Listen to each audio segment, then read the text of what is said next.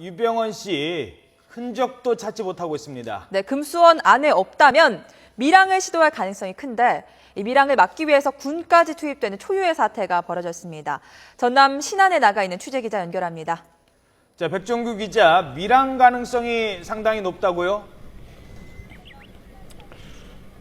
네, 검문 검색, 수색 작업이 의미가 있는지 의문입니다. 지금 나와 있는 곳은 전남 신안군 지도읍에 있는 점암 선탄짝이라는 곳인데요. 이곳은 큰 배가 하루에 수십여 차례 움직이는 곳이지만 제가 지금 나와서 확인해 본 결과 검문 검색은 이루어지지 않았습니다. 이런 상황에서 유병헌 씨가 밀항을 시도하거나 이미 밀항을 했을 가능성은 더 커지고 있습니다. 유 씨의 행방은 오리무중입니다. 유 씨가 나타났을 것으로 추정되는 전남 순천과 목포, 해남 일대 큰 도로에서만 검문 검색이 펼쳐지고 있습니다.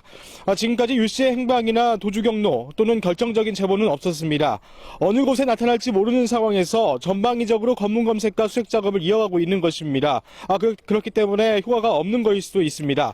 도주 경로를 발견했다면 이동 반경을 계산해서 그 어느 곳에서 밀항을 시도할지도 예상할 수 있지만 지금 전혀 정보가 없는 상황입니다.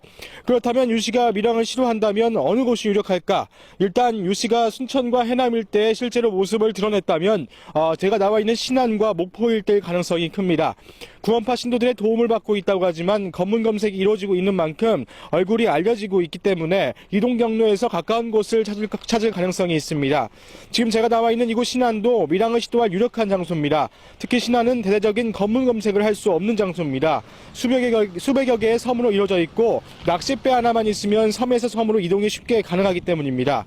또 수색 작업이 이루어진다 해도 섬이라 CCTV가 없고 알려지지 않은 포구나 선착장이 많아 도주하기가 쉽습니다. 오늘까지 3일 동안 이 신안 일대를 저희 취재진이 둘러보고 있는데 검경 수사팀이 수색 작업이 이루어지는 모습은 확인할 수 없었습니다.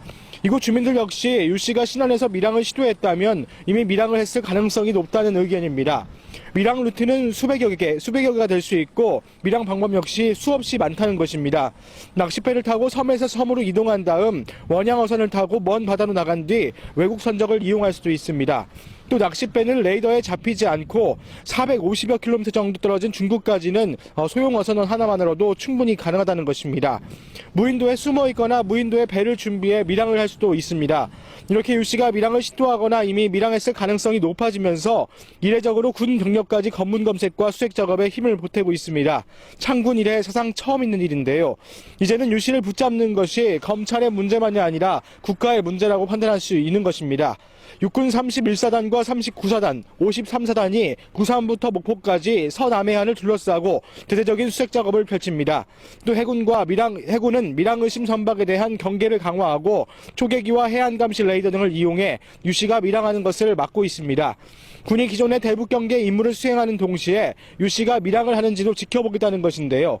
검경 수사팀의 한계가 드러나고 있는 가운데 유 씨의 도주 경로를 찾는 첫 단계에서부터 검경이 정보를 공유하고 효율적인 수색 방법을 찾지 못했던 것이 아쉽습니다.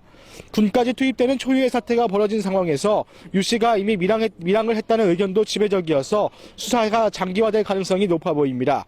지금까지 전남 신안군 지도읍에서 YTN 백종규입니다.